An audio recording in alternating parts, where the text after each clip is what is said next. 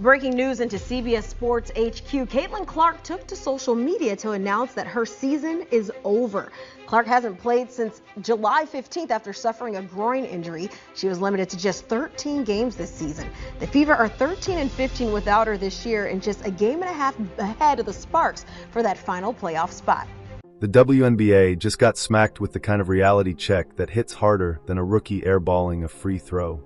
For months, the league was parading around headlines about historic growth, patting itself on the back, and selling the idea that a new golden era of women's basketball had finally arrived. But here's the problem with golden eras. They're supposed to last longer than a TikTok trend. And right now, that so-called rise is looking more like a mirage in the desert, shiny from a distance, but gone the moment you get close. And at the center of it all, Caitlin Clark, the player who filled arenas, boosted TV numbers into NBA-adjacent territory, and single-handedly dragged the Indiana Fever and the WNBA itself into the national spotlight. But here's the plot twist. She's out. Done. A season-ending groin injury slammed the brakes on the league's hype train, and suddenly all those headlines about record ratings and sold-out games don't look so secure anymore. Without Clark, the WNBA isn't basking in growth. It's scrambling to explain why numbers are free-falling and why ticket resale sites are starting to look like dollar stores. Fans tuned in for her. Sponsors signed checks because of her. Everything that we've been talking about, like what's wrong with the WNBA, what's wrong with diversity, equity, and inclusion,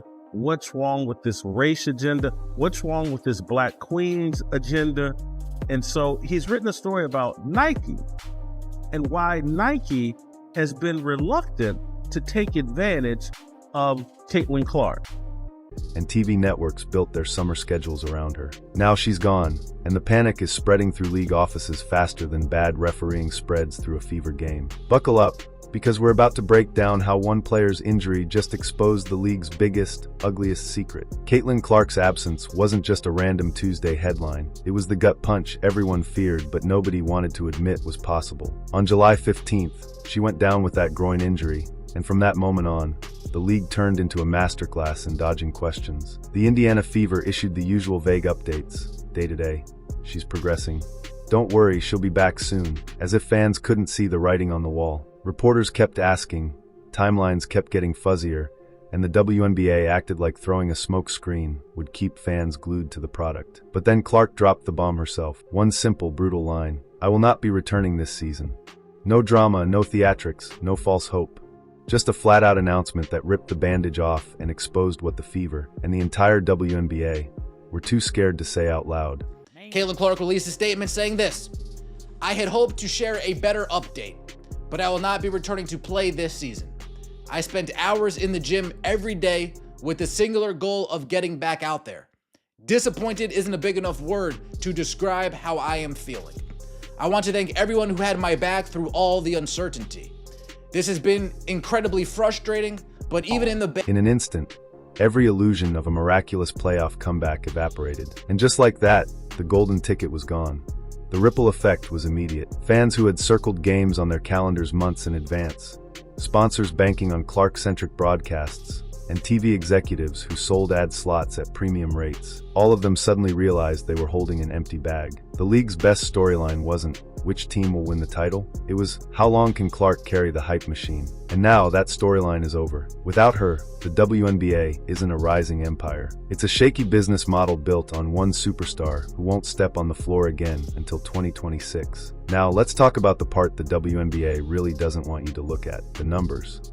Because numbers don't lie, and right now, they're uglier than a missed layup on an open fast break. When Caitlin Clark was healthy, Indiana Fever games were pulling in an average of 1.26 million viewers per broadcast. That's not just impressive, it's historic. For context, that's the kind of viewership Major League Baseball sometimes struggles to get for regular season games.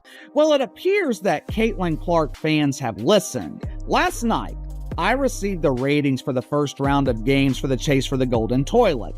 As expected, Caitlin Clark, she was able to draw even though she was competing directly against the early games in the NFL. And as expected, the rest of the WNBA was completely ignored. She wasn't just a star, she was a ratings juggernaut. But the second she went down, boom, straight off a cliff, national WNBA ratings plummeted by more than 55%. The Fever's own broadcasts nosedived from nearly 1.8 million viewers all the way down to around 847,000. In some cases, games were barely scraping 400,000 viewers. That's a 70% collapse. And here's the kicker. Those drops happened when fans still held out hope she might return. Now that she's officially done for the year, those numbers aren't just going to dip. They're about to free fall into the abyss. Think about it. The league had one chance to prove it could survive without her, that fans would still care about other teams and other stars. Instead, they got exposed. The so-called growth era was never about growth. It was about Clark. Without her, WNBA broadcasts aren't must-see events. They're background noise, the kind of games you accidentally stumble across while flipping channels on a lazy Sunday. The reality? The WNBA isn't losing viewers. It's bleeding them out and fast. In the early Clark era, Nike stock has tanked over the span, and the CEO just got ousted.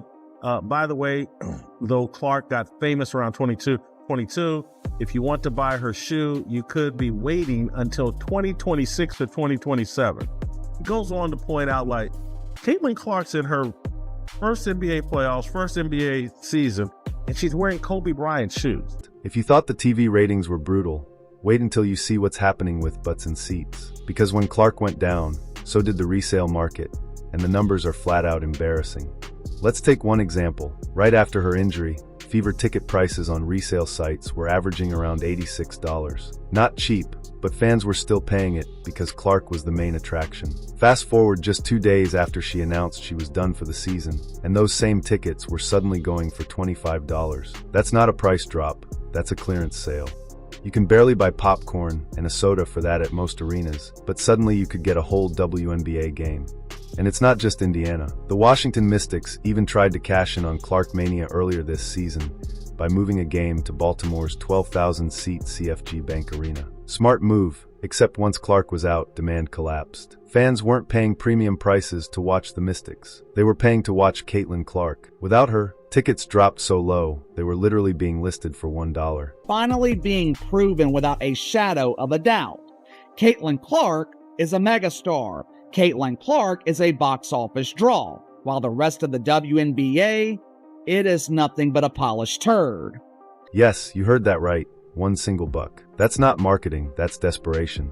The so-called Caitlin Clark effect was real. She filled arenas from coast to coast, turned random midweek games into sellouts, and made people care about matchups that otherwise would have been ghost towns. Now, we're back to half-empty gyms, $5 tickets, and ushers who don't even bother checking seats because you can sit pretty much wherever you want. The hype train didn't just slow down, it derailed. Here's where it really stings. Because Caitlin Clark wasn't just the WNBA's best player to market, she was a one-woman economic engine. Analysts projected her presence alone had boosted the league's overall valuation by nearly $1 billion. Billion with a B. That's not hype, that's math. From jersey sales to ticket revenue to media rights, she was the spark that made everything look bigger than it actually was. Her jersey? Instantly a top seller. Not just in women's basketball, but across all sports. She outsold NBA rookies, she outsold veterans, and she outsold pretty much every other WNBA player combined. They don't even have a shoe for her. And it may not be till 2026, 2027. LeBron James had his own signature shoe his rookie year. So 20 years ago, Nike was nimble enough and had enough vision to see that, hey, let's get LeBron's shoe out here. This guy's going to be a big deal. They can't do this for Caitlin Clark. It wasn't even close. Sponsors lined up because they knew her name carried weight. Gatorade, Nike, State Farm, you name it, they wanted in. Not because the WNBA was suddenly hot, but because Caitlin Clark was. Now compare that to the rest of the league. Sure, there are talented players. Aya Wilson, Brianna Stewart, Nafisa Collier. They're stars in their own right. But none of them move the financial needle like Clark. It's not even fair to pretend otherwise. You could slap their names on posters, billboards, even commercials, and the buzz would still be lukewarm. Meanwhile, Clark just had to exist and numbers exploded. And here's the brutal truth. Leagues aren't supposed to be this dependent on one person. When LeBron sits out, the NBA keeps rolling. When Mahomes misses a game, the NFL still dominates Sundays. But in the WNBA, one player goes down, and the entire business model crumbles. That's not a league built on growth. That's a house of cards built on Clark. Let's get brutally honest. The WNBA didn't just get unlucky, they got exposed. The WNBA's never had anything. Nothing. Cheryl Miller couldn't really move the needle. Candace Parker couldn't really move the needle. Now they have this woman, and she's made the WNBA relevant. And I'm like, why isn't she being promoted? And how did Nike get her at such a reasonable, wasn't it at 22 or 32? $28 million. $1 million over 8 years. Like, that doesn't add up to. Caitlin Clark wasn't just dominating the league on the court. She was being targeted like a professional wrestling heel. This season, 17% of all flagrant fouls were committed against her. 17%. That's not a coincidence. That's a pattern. And guess what? The referees, under Commissioner Kathy Engelbert's watch, let most of it slide. Night after night, Clark took elbows, hacks, and blatant hits with minimal consequences. It's as if the league collectively shrugged and said, she's our star. Let's hope she survives. So here's the question we need to ask. Who's really to blame for this mess? Is it the league for leaning too heavily on one superstar? The referees for letting Clark endure repeated cheap shots? Or is it just the brutal reality that the WNBA built its house of cards on a single set of shoulders? Drop your thoughts in the comments. I want to see every take, because this debate is far from over. And here's the irony. The very player driving TV ratings, ticket sales, and sponsorship deals was the same one being turned into a punching bag. You could almost hear the whispers in locker rooms across the league, rivals spending more energy trying to take her out than building their own brands. And now, they're left scratching their heads in empty arenas, wondering why fans don't show up to cheer for them. Spoiler alert, petty jealousy doesn't sell tickets. The WNBA's supposed narrative was, we're bigger than any one player. But by letting Clark endure repeated physical abuse without proper protection, they built a house of cards on someone else's back. And the second that back was forced to step away for health reasons, the structure collapsed. Empty seats, plummeting ratings, and sponsors reconsidering multi-million-dollar deals are all proof that the league gambled and lost, and the one person they should have protected paid the price. The drama didn't just stay on the court.